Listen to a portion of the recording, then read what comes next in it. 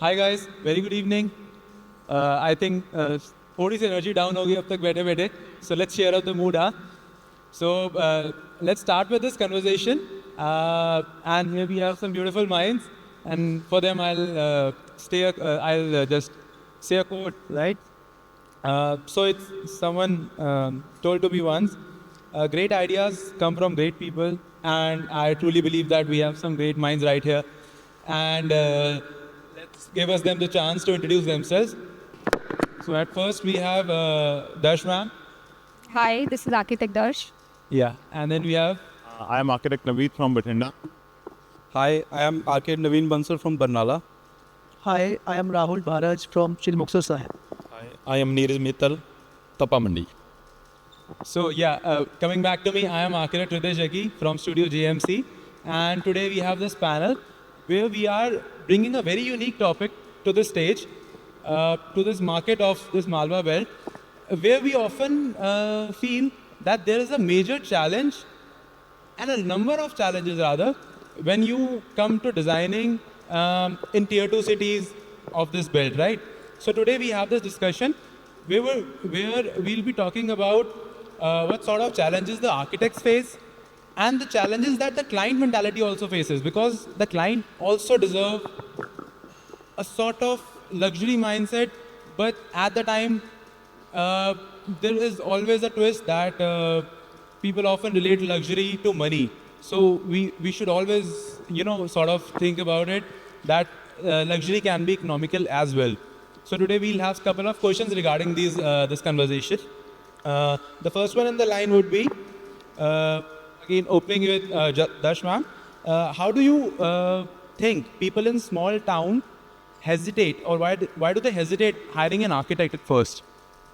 I think majorly it's because of awareness.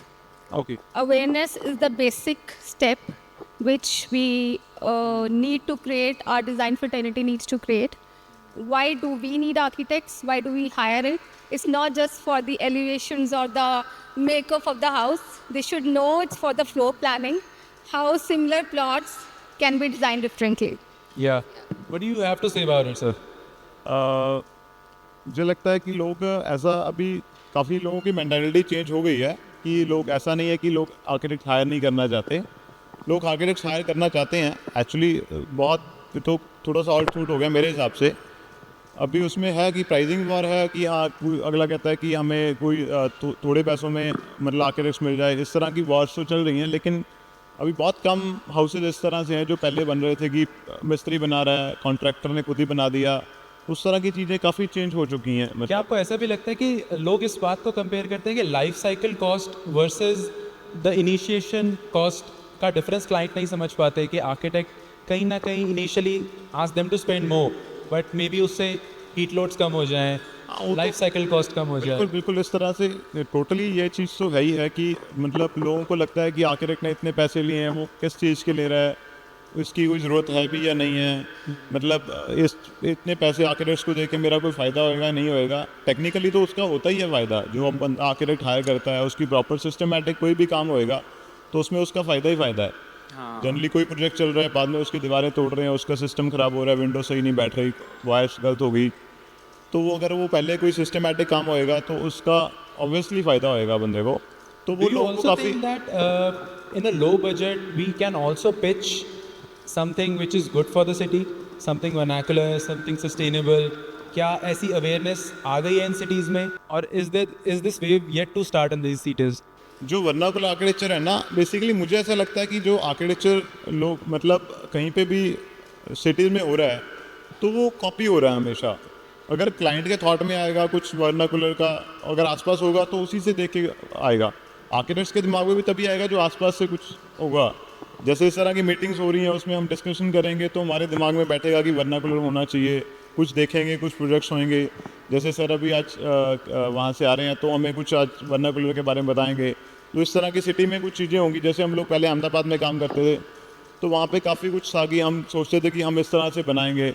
उस तरह से कुछ भी नहीं हो रहा आज, बिकॉज ऑफ कि मतलब हम लोग यहाँ पे आके तो मतलब वहीं के बठिंडा सिटी में ही होके रह गए. तो उसी तरह का कॉपी मतलब काम कर रहे हैं जो रेगुलर चलता आ रहा है। जैसे हम उस दिन डिस्कस कर रहे थे दी अदर डे कि there are couple of people who are actually pitching it high कि good architecture is classical architecture and luxury architecture is But I like to differ. In small towns, we have the opportunity also, because town के साथ villages भी है लग रहे. They are already living a life very sustainable. So अगर 10 में से एक बंदा को भी हम promote करते हैं to use the sustainable air light ventilation को, तो I think initiative ज़रूर होना चाहिए. And I do try my best. लेकिन अगर 9 लोग नहीं मानते, एक तो मानेगा. So if there is a set example even in the village or in a city, that would be great. Yeah. I also think that in these towns एक mindset और भी है because you have a lot of fields around, farms हैं, openness है, area to create है. तो जो client होता है which comes with the idea of building a home, he often spends most of his life already in green fields. तो उनको वो importance of greenery, life, sustainability, that living factor, वो इतना ज़्यादा important नहीं लगता. उन्हें लगता है बड़ा होगा, शाही होगा तो बड़ा अच्छा होगा. So what do you have to say about this? Sir बिल्कुल आपका पॉइंट सही है. कोई भी actually Punjab area green fields are common you know. यहाँ पे कोई भी प्लॉट है बड़ा एरिया होता है प्लॉट का, इसमें कोई वो पहले ही फेडअप हो चुका है बंदा जो भी अपने पास क्लाइंट आता है कि यार ये तो ग्रीन सीन्स है वो मेट्रो सिटीज़ में चलते हैं बट हमारे एरियाज़ में वो कॉमन सीन है. उसके अकॉर्डिंग इटालियन मार्बल लगा दिया, लग्जरी फिनिशेस दे दी, ये चीज़ उसके लिए बड़ी चीज़ है सही मायने में. वो वर्नाकुलर की जगह पे आजकल मॉडर्न लग्स में जाना ज़्यादा पसंद करता है. And how difficult it is to explain to the client that certain things, बड़ी छोटी छोटी चीज़ें, for example, if you ask them to make a courtyard, ठीक है, आप उनका ventilation flow बड़ा easily optimize कर सकते हैं, उससे उनका heat load में भी 40% तक कम हो सकता है. We can ask them to bring it back to lime construction, cost of construction कम हो सकती है. How hard is it to make it understand to the client? Sir basically आजकल सोशल मीडिया का ज़माना है, जो ट्रेंडी है आजकल रील्स देख देख के बंदा आता है, वो कहता है यार हमारे यहाँ पे ये चीज़ चाहिए. एज़ पर जो आप कोर्टयार्ड वाली बात कर रहे हो, इसमें एक वास्तु वाला फिनोमिना है, वो भी बड़ा इम्पैक्ट रखता है मेरे according. I think the client is more aware these days, right? तो वास्तु वाली अगर आप थोड़ी सी एडवाइस देते तो वो एक बढ़िया सी चैट जीपीटी की स्क्रिप्ट आपके आगे रख देते. हाँ ऑब्वियसली बिल्कुल. Obviously. So other than sustainability, how hard do you think, sir, कि client की psychology को educate करना कितना important है? एक्चुअली क्लाइंट एजुकेट होगा तभी अच्छे प्रोजेक्ट्स निकलेंगे. Exactly. ये हमारी फर्स्ट रिस्पॉन्सिबिलिटी है कि हम क्लाइंट को एजुकेट करें. और सेकेंडली क्लाइंट अवेयर नहीं होगा, एजुकेट नहीं होगा तो अच्छा प्रोजेक्ट नहीं होगा. मैंने इतना देखा है कि अगर क्लाइंट आपका अवेयर है तो आपका वो प्रोजेक्ट सबसे अच्छा होता है. बाकी प्रोजेक्ट्स जहाँ पर क्लाइंट अवेयर है, जहाँ पर क्लाइंट आपके अकॉर्डिंग चल रहा है, कई बार आप भी न्यूट्रल हो जाते हैं, हम भी न्यूट्रल हो जाते हैं कि ठीक है चल रहा है, अच्छा हो रहा है, ठीक है हम कर रहे हैं. पर क्लाइंट का एजुकेट होना बहुत ज़रूरी है. क्या लगता है कि designing in a big city versus a small city, let's say अगर हम गुड़गांव में कोई प्रोजेक्ट कर रहे हैं एंड काबा में कोई प्रोजेक्ट कर रहे हैं, तो कितना डिफरेंट आता है हाइपोथेटिकली मेजरिंग के सेम साइट है, सेम चीज़ बनानी है. सिंपल है, गुड़गांव का जो कस्टमर होगा, क्लाइंट होगा, उसकी मेंटालिटी गुड़गांव से ऊपर के लेवल की होगी. उसने गुड़गांव को तो देखा ही है, उसने गुड़गांव के ऊपर दुबई को देखा होगा, सिंगापुर को देखा होगा, चाइना को किसी हर देखा होगा. जो तपा का है, जब मुक्तसर का है, जब ठंडा का कस्टमर है, उसने क्या देखा होगा? दिल्ली, बॉम्बे, जहाँ से ज़्यादा फाइनल. डू यू थिंक कि इससे एज एन आर्किटेक्ट, जैसे ऐसे हाइपोथेटिकली अगर you have a plot of land there and a plot of land there, आप ही आर्किटेक्ट हो, क्लाइंट भी सेम है, तो आपको लगता है कि building a thing in Gurgaon would bring a different result? या आप एक आर्किटेक्ट सेम हो तो आप वहाँ भी वही डिज़ाइन करोगे और यहाँ भी वही डिज़ाइन? बिल्कुल. अगर हमने बेसिकली मुझे लगता है कि एक अच्छा आर्किटेक्ट अपने लिए काम करता है. उसको अगर किसी अच्छी सिटी में कोई अच्छा प्रोजेक्ट मिला है तो उसे अपने लिए काम करना चाहिए, ना कि क्लाइंट के लिए. यस. तो वो अपने लिए काम करेगा तो वो वर्टोपी से अच्छा ही प्रोजेक्ट निकाल के लेके आएगा. तो अगर हम अपने लिए काम करेंगे तो how will you feed your self? Because नहीं। Because you have to be commercial at some point. If you are completely an ethical architect, how will you define कि ethical architecture versus commercial architecture? Simple है, हमें client को educate तो करना ही है। हम client के दिमाग में वो सब चीज़ें डालें कि सपोज कि मेरा एक प्रोजेक्ट मुक्तसर में चल रहा है, एक मैं अमृतसर में भी वर्किंग है, अगर एक प्रोजेक्ट मेरा अमृतसर में चल रहा है, अमृतसर के क्लाइंट्स की नीड जो होगी वो पहले से डिफरेंट होगी और मुक्तसर की क्लाइंट की नीड डिफरेंट होगी। मुझे मुक्तसर वाले क्लाइंट को अमृतसर के लेवल में लेके आना है, तो मुझे उसे उस अकॉर्डिंगली एजुकेट भी करना पड़ेगा, बातें भी शेयर करनी पड़ेगी, सब कुछ हमें सोशल मीडिया भी दिखाना पड़ता है, सब कुछ करना पड़ता है। Do you think site context plays a role ethical architecture में? अगर आपकी site पे let's say you have a plot of land where your site is 3 feet below the road level, does that sort of a little difference makes a difference in your design, your intent or not? बिल्कुल। What do you think? अगर एक let's say एक 3 feet का टोआ है जिसको कहते हैं, या 4 feet टोआ है जो अक्सर न्यू टाउनशिप्स में होता है, so how would you tackle that कि आपका प्लॉट, आपकी एक साइट है कमर्शियल की, वो 4 feet below the road level है, what would you do? अगर रोड से 4 फुट नीचे है तो क्या हम उसको मिट्टी डाल के भर दें, स्टैंडर्ड सिस्टम? नॉर्मल है। देखो उसका जो स्ट्रक्चर होगा, पहली बात स्ट्रक्चर डिपेंड करता है वहाँ पे जो मिट्टी है वो किस लेवल की है, सिंपल है। तो या तो उसका लैंड सर्वे हो, उसके अकॉर्डिंग ही उसका स्ट्रक्चर होगा ना। सॉइल रिपोर्ट से यस। सो आई से कुछ जगह पे हम ऐसे पिच कर सकते हैं कि अगर let's say 4 feet already down है, फाउंडेशन के लिए हमें और 4 जाना ही है, तो जब 4 और 4 8 चले गए तो 2 और चले जाते हैं, बेसमेंट फ्री की बन गई। नहीं, हर जगह ऐसे नहीं हो सकता। जैसे मुक्तसर में मैं भी जो साइट्स कर रहा हूँ, मुक्तसर में पानी बहुत ऊपर है, ऊपर का मतलब 10 फुट है, पानी 10 फुट नीचे ही है। Then coming to the point कि साइट कंटेक्स्ट इंपॉर्टेंट है, देर आर सर्टन क्राइटेरियाज जो आपके डिज़ाइन, आपके इंटेंट को डिफर करते हैं। 5 फुट नीचे जाते हैं तो पानी आना शुरू हो जाता है। ओके, लो लाइंग एरियाज हैं जी, तो वहाँ पर उसके सारा स्ट्रक्चर उसको अकॉर्डिंग होता है। Trolley set. क्या लगता है सर,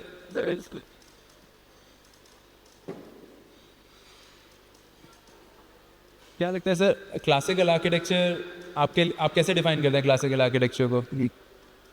आर्किटेक्चर हेलो आर्किटेक्चर खास हेलो क्लासिकल आर्किटेक्चर ਦਾ ਮਤਲਬ ਪਹਿਲਾਂ ਤਾਂ ਆਰਕੀਟੈਕਟ ਕਲਾਇੰਟ ਦੇ ਸੁਪਨਿਆਂ ਨੂੰ ਤਰੀਕੇ ਦੇ ਵਿੱਚ ਬਦਲ ਸਕਦੇ ਹਨ। ਦੇਖੋ ਪ੍ਰੋਪਰ ਇਹ ਲੈ ਕੇ ਚੱਲੀਏ, ਘੱਟ ਏਰੀਆ ਦੇ ਵਿੱਚ ਵਧੀਆ ਚੀਜ਼ ਬਣਾ ਸਕਦੇ ਹਨ। ਤੇ ਕਲਾਸੀਕਲ ਆਰਕੀਟੈਕਟ ਅਸੀਂ ਬਹੁਤ ਵਧੀਆ ਨਾ ਬੈਸਟ ਡਿਜ਼ਾਈਨ ਕਰਕੇ ਦਿੰਦੇ ਹਾਂ classical architect. Thank you. I understand. क्या लगता है Naveed ji, availability of material कितना इम्पोर्टेंट इशू है इन अ स्मॉलर टाउन?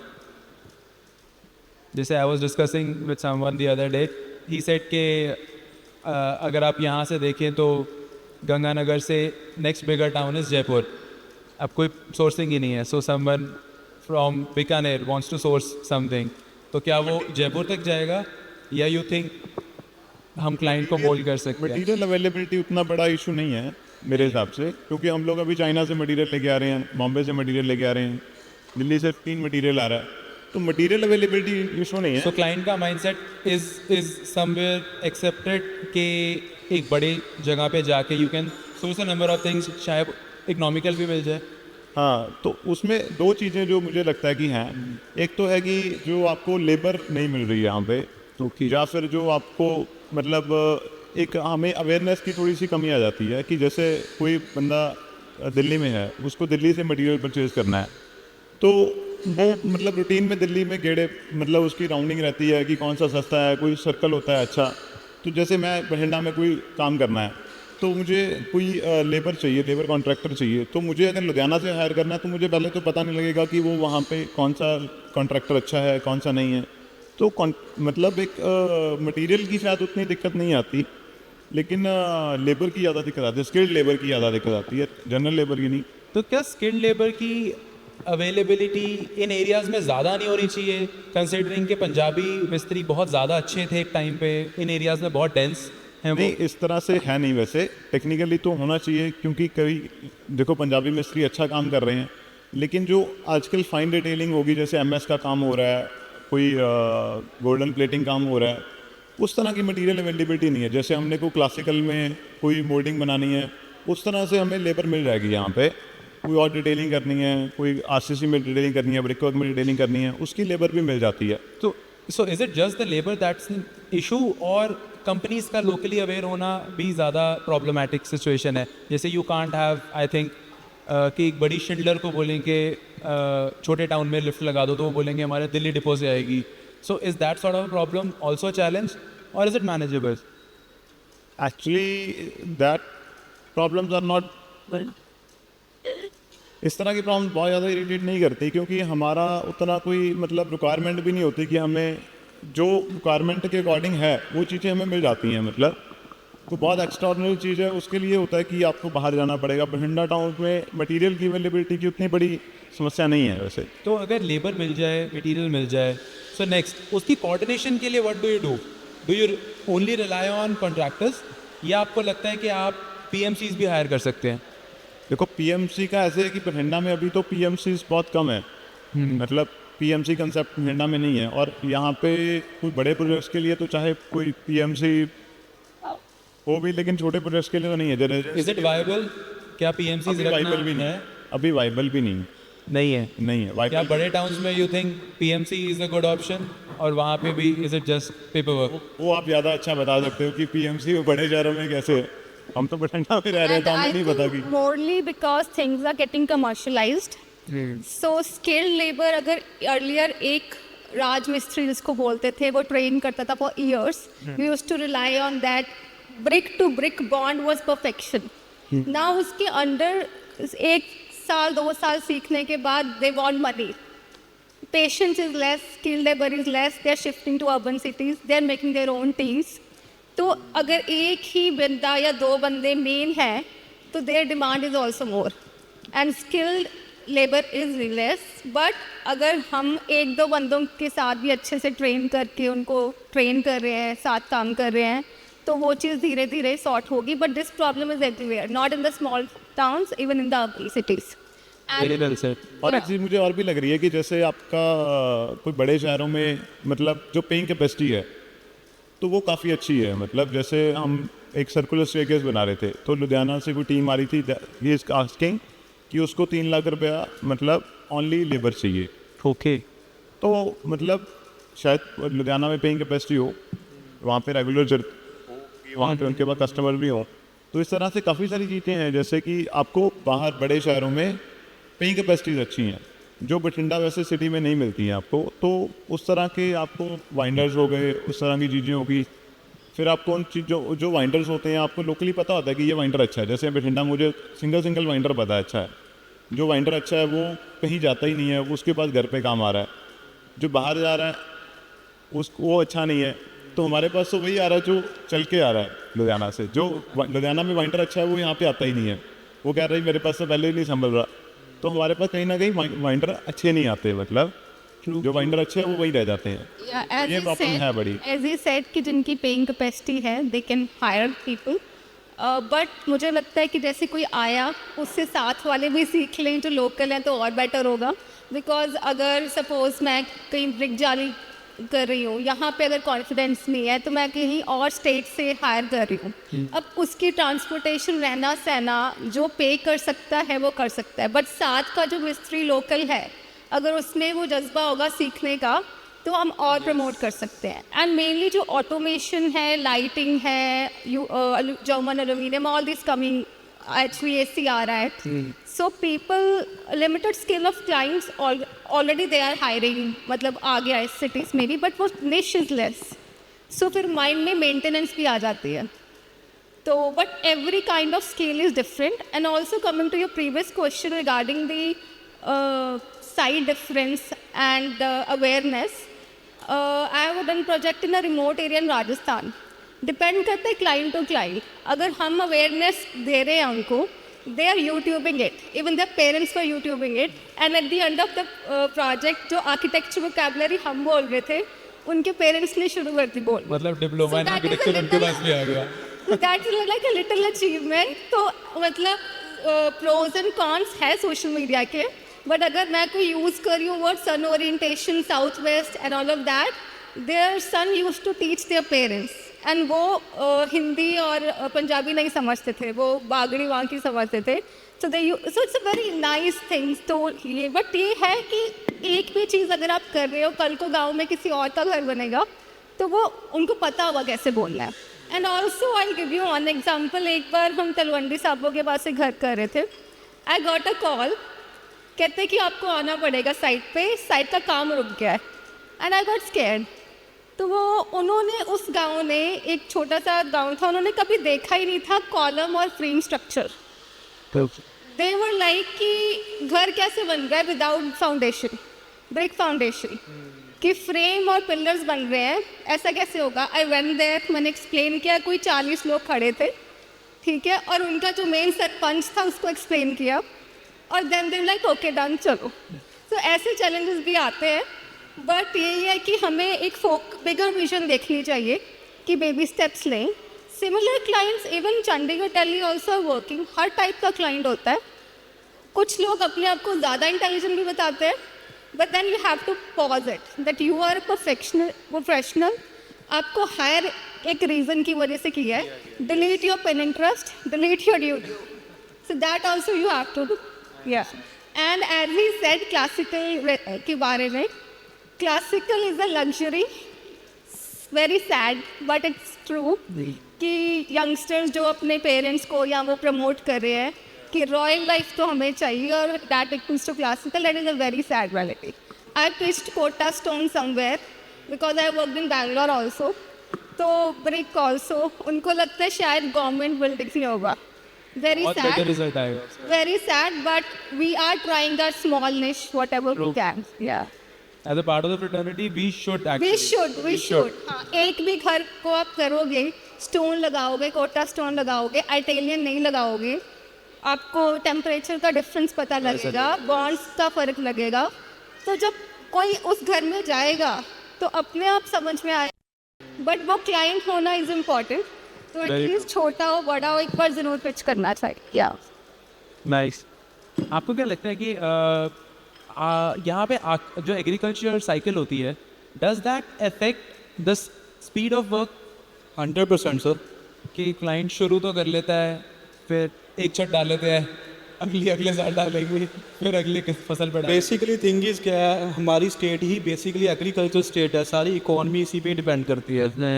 पहले चावल का सीज़न आ गया, उसके बाद दो इफेक्ट्स हैं बेसिकली.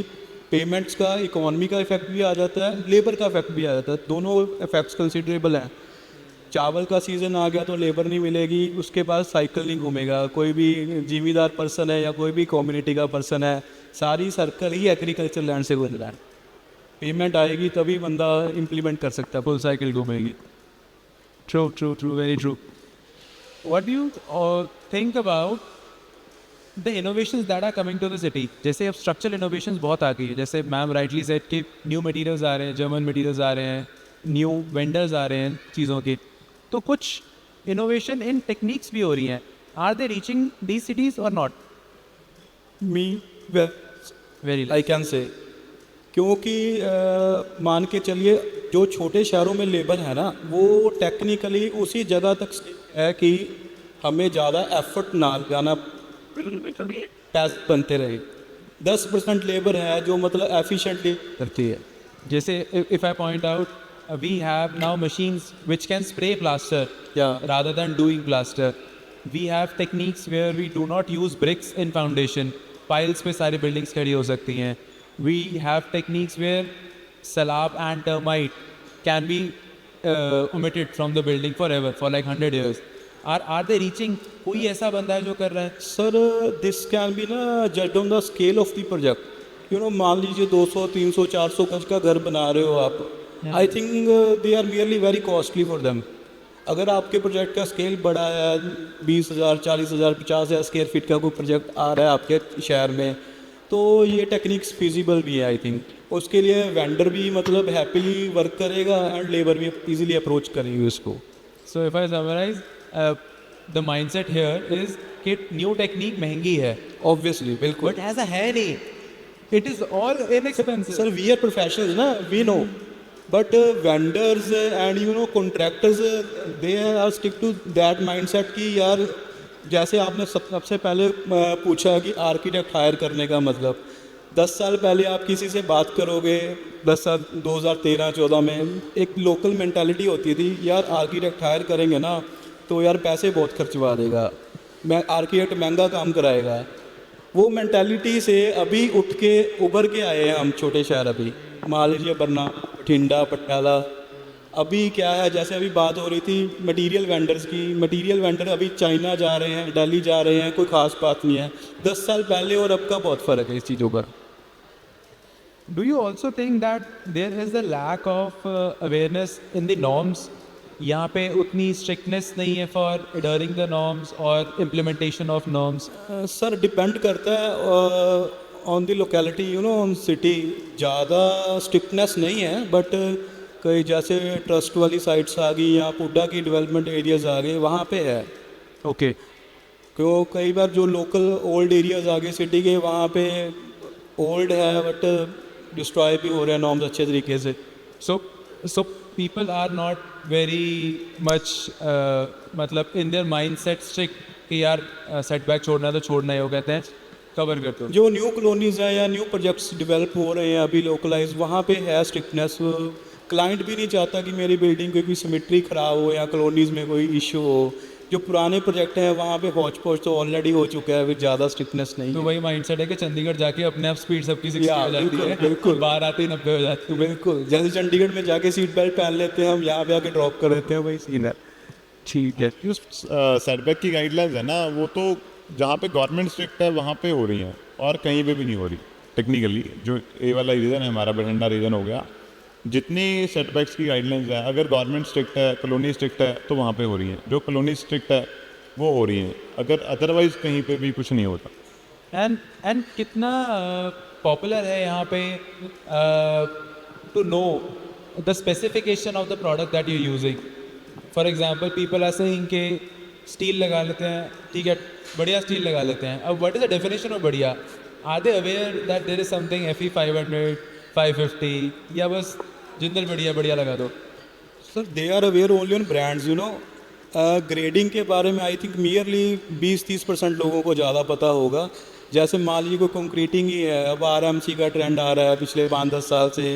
M20, M25 कंक्रीट लोगों के लिए नया है, बट अभी कॉमन चीज़ें हो चुकी हैं। आप मान लीजिए कोई स्टील है, जैसे कोई आप बोलो 550 ग्रेड का लगाना है, उसके बारे में आई थिंक नॉलेज कम है लोगों को। ब्रांड्स पे डिपेंड करता है कि टाटा लगा दिया, जिंदल लगा दिया, कामधेनु लगा दिया। And also, I think steel grading से भी important है to follow the structured drawings. Because जो contractor है उसके पीछे बढ़ना पड़ता है कि structural engineer is a profession. ठीक है, कोई मायने से वो लोग कैलकुलेट कर रहे हैं, ठीक है, हो सकता है स्टील ज़्यादा है कम whatever, but there is some system. मतलब ये नहीं है कि अस्सी भी 30 साल तो करते आ रहे थे, सानू बता no you have to follow that drawings. तो उसके बाद सरिया क्या होगा, M25 क्या होता है, ग्रेडिंग क्या होता है, as we were discussing the other day, जो RMC प्लांट्स हैं। सो मेरे पास पैसा है, मैंने जी प्लांट खोल लिया, बट अगर आप उसको क्वेश्चन करोगे कि सीमेंट सैंड रेशो क्या होनी चाहिए, what is the difference between PCC and RCC, regional language में पूछ लो। बट अगर उनको अवेयरनेस नहीं है, प्लांट खोला हुआ है, तो वो अच्छी सप्लाई कैसे देंगे? So you're saying the vendors themselves do not know what they are selling? It's very less. मतलब वो एक बार आके उन्होंने अगर समझाया है, किसी ने समझ के आ गया, तो स्ट्रक्चरल इंजीनियर्स को पीपल शुड कॉल, एजुकेट करें उनको भी, क्लाइंट को भी। It hardly makes a difference, but they should know the importance of the structural engineer also. And even in small towns, if landscape architects also, everybody, बेशक आप उनका थोड़ा सा रोल करवाएं, पर ज़रूर होना चाहिए पार्टिसिपेट। वन शुड नो कि आर्किटेक्ट को हायर किया है तो उसकी क्या सर्विसेज होनी चाहिए, क्या इम्पोर्टेंस होना चाहिए।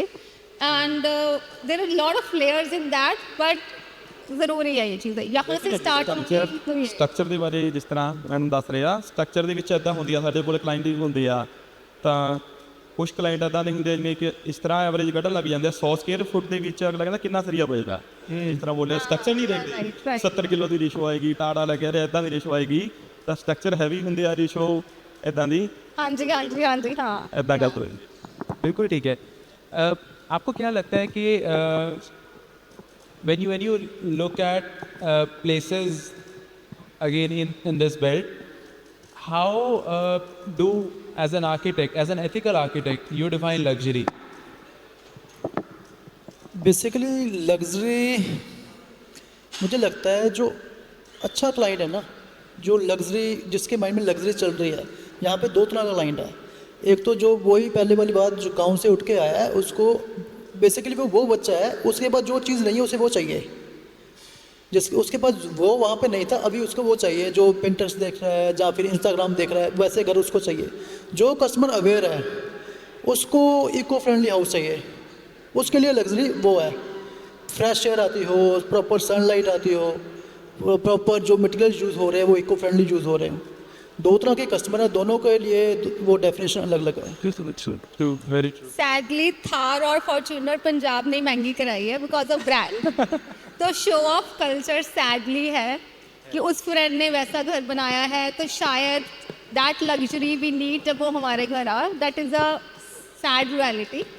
बट मुझे लगता है कि अगर तुम्हारे घर में अच्छी लाइट वेंटिलेशन है तो आप अमीर हो। That should be standard of living, should be So we have luxury.